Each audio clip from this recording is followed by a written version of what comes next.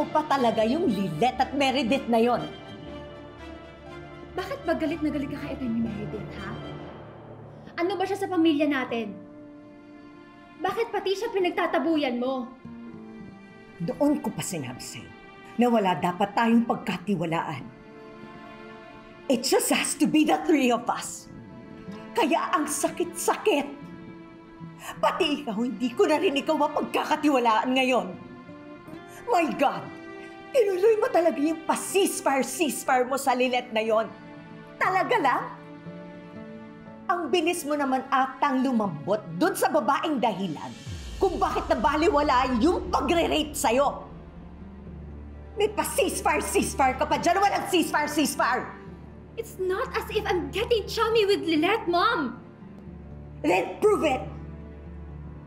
I want to see that Trixie pagkatapos ng lahat ng kanyang pinagdaanan. I want to see the Trixie who knows her worth. Someone who loves her family na ayaw na niyang masaktan pa sila ulit.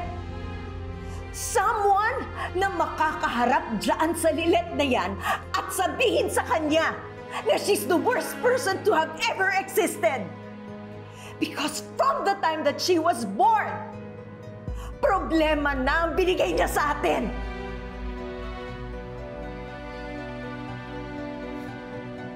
Now, even at your darkest hours, wala siyang ginawa kundi maging bangungot sa'yo. Don't you ever forget that! Now leave! Leave!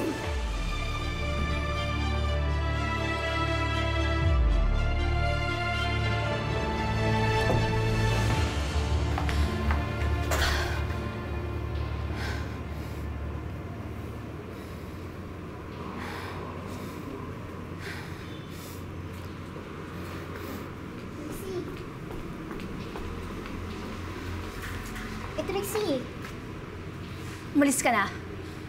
okay ka lang ba? May problema ba? Huwag ngayon. Please. Just go away. Ipapakita ko lang naman sana sa'yo itong mobile app eh. Kaya nitong mag-interpret ng mga patients na... Nagamit na namin yan. Go. Umalis ka na. Bakit? Stop this.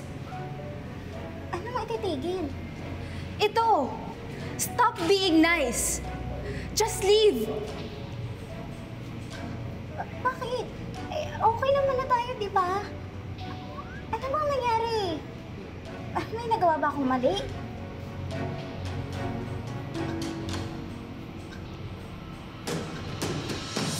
Is there something you want to tell me? I won't let you use that device! For what? Para mabunyag mo kahit kanino ang tungkol kay Lilet at Meredith?